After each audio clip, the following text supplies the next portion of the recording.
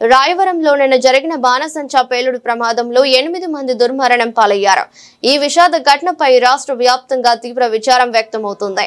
మృతుల వివరాలు వెలుగుబంట్ల సత్యనారాయణ, చిట్టూరి శ్యామల, పెంకే శేషరత్నం, కుడుపూడి జ్యోతి, పాక అరుణ, పాట్నూరి వెంకటరమణ, ఒడిశాకు చెందిన సదానందం, వాసంశెట్టి విజయలక్ష్మి.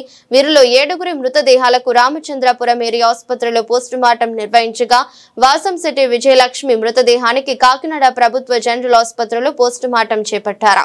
ఈ ఘటన నేపథ్యంలో రాష్ట్ర కార్మిక శాఖ మంత్రి వాసంశెట్టి సుభాష్ రామచంద్రపురం ఏరియా ఆసుపత్రిని సందర్శించి మృతదేహాలను పరిశీలించారు. ఆసుపత్రిలో ఉన్న మృతుల కుటుంబ సభ్యులను మంత్రి సుభాష్ పరామర్శించి ధైర్యం చెప్పి ప్రభుత్వం నుంచి సహాయం అందిస్తామని హామీ ఇచ్చారు. మంత్రి సుభాష్ ఆసుపత్రి సూపరింటెండెంట్ డాక్టర్ ప్రవీణ్ కు ఆదేశాలు జారీ చేస్తూ పోస్టుమార్టం ప్రక్రియను త్వరితగతిన పూర్తి చేసి మృతదేహాలను వారి కుటుంబ సభ్యులకు తక్షణం అప్పగించాలని సూచించారు. ప్రస్తుతం 2 మృతదేహాలను కుటుంబ సభ్యులకు అప్పగించగా మిగతా మృతదేహాల గుర్తింపు మరియు ఇతర ప్రక్రియలు కొనసాగుతున్నాయి. స్థానిక ప్రజలు, ప్రజాప్రతినిధులు, అధికారులు ఘటనా స్థలాన్ని సందర్శించి బాధిత కుటుంబాలను సానుభూతి తెలిపారు. అత్యంత దురదృష్టకరం. సేఫ్టీ మెజర్స్ అన్నీ తీసుకున్నప్పటికీ, లైసెన్సులు అన్నీ కూడా ఇంకో సంవత్సరం ఉన్నప్పటికీ నిన్న అనుకోని రీతిలో మండపేట రాయవరం గ్రామంలో మరి ఫైర్ ఇన్సిడెంట్ జరగటం, అది ఎన్ని ప్రికాషన్స్ తీసుకున్నప్పటికీ దురదృష్టవశాత్తు ఫైర్ అవటం, సుమారు నిన్న స్పాట్లో 6 సజీవ దహనం అవటం, 4 హాస్పిటల్కి తీసుకెళ్ళటం, మరో 2 వ్యక్తులు చనిపోవటం, 8 మంది మృత్యువాత పడటం, ఇద్దరి పరిస్థితి విషమంగా ఉండటం జరిగింది. ఒక రకంగా మరి 15 మంది అప్పుడే భోజనానికి వెళ్ళటం కానీ, 10 మంది ఆబ్సెంట్ అవ్వటం కానీ, ఏదో పూజ ఉందని మరి వాళ్ళందరూ కూడా ఆ భగవంతుడి ఆశీస్సులు ఉన్నట్టు భావించాలి. మరి ఏదైతే ఈ కుటుంబాలు ఏదైతే 8 మంది చనిపోయారో వారి కుటుంబాలకి ప్రగాఢ సానుభూతి తెలియజేస్తా ఉన్నాను. అలాగే సీఎం నారా చంద్రబాబు నాయుడు గారు కూడా ఆయన దిగ్భ్రాంతి వ్యక్తం చేసి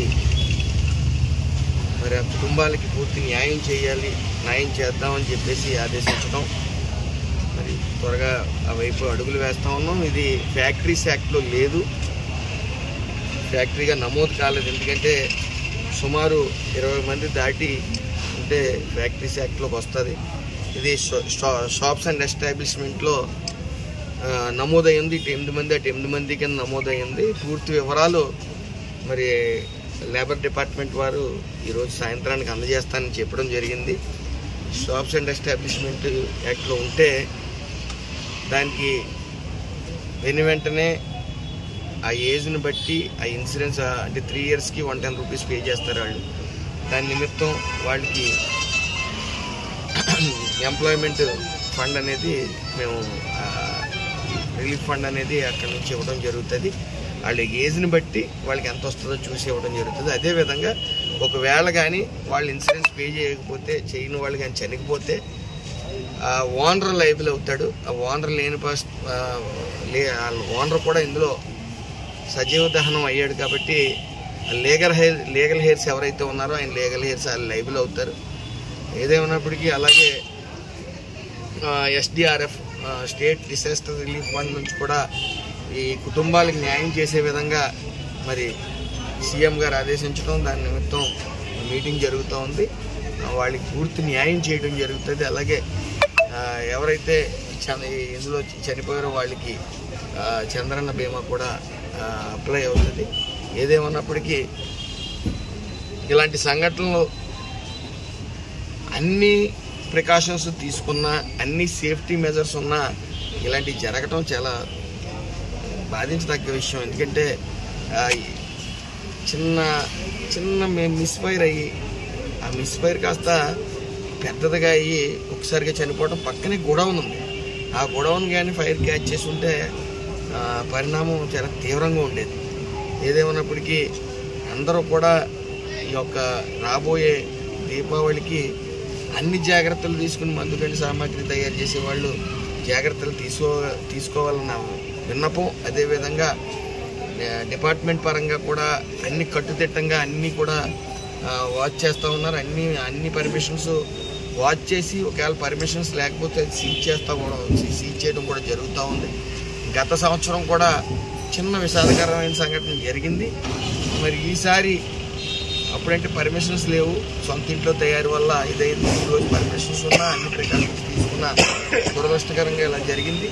ఏదేమైనప్పటికీ ఈ కుటుంబాలన్నీ ఆదుకోవడం జరుగుతుంది. అలాగే సుమారు 12-1 గంటకి బాడీస్ ఆ కుటుంబాలకు అందజేయడం జరుగుతుంది. ఇలాంటి సంఘటనలు జరగకూడదని భగవంతుని కోరుకుంటా ఉన్నాను. దాని నిమిత్తమే కలెక్టర్ గారు కాన్ఫరెన్స్ మీటింగ్లో ఉన్నారు. అదేవిధంగా నేను కూడా ఈ యొక్క చెప్పాను కదా SDRF నుంచి కుటుంబాలను ఆదుకోవడానికి అన్ని మాట్లాడటం జరుగుతూ ఉంది. ఏదేమైనప్పటికీ సాయంత్రానికి ఒక కొలుపు వచ్చి దాన్ని మేము చెప్పడం జరుగుతుంది. నమస్కారం అండి. నిన్న డాక్టర్ బిఆర్ అంబేద్కర్ కౌన్సిల్ జిల్లా రాయవరం మండలంలో జరిగిన ఫైర్ క్రాకర్స్ యాక్సిడెంట్ దుర్ఘటనకు సంబంధించి ప్రస్తుతానికి ఇప్పటివరకు కూడా 8 మంది మృతి చెందడం జరిగింది. ఇంకో 2 హాస్పిటల్లో ఇంక్లూడ్ అయి ఉన్నారు. వాళ్ళు ప్రస్తుత కండిషన్ స్టేబుల్గానే ఉంది. వాళ్ళు సేఫ్గా బయటకు వస్తారని ఆశిస్తున్నాం.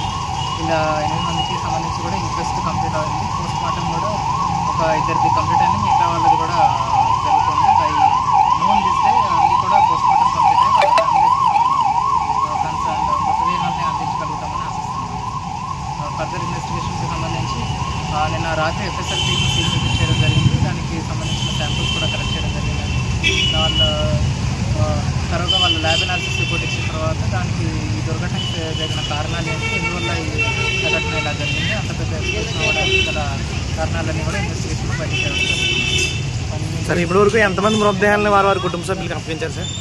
ప్రస్తుతానికి ఇప్పటివరకు కూడా 3 అప్పగించామండి. మిగతా వాళ్ళని పోస్ట్ మార్టం కంప్లీట్ అయిన వెంటనే వాళ్ళ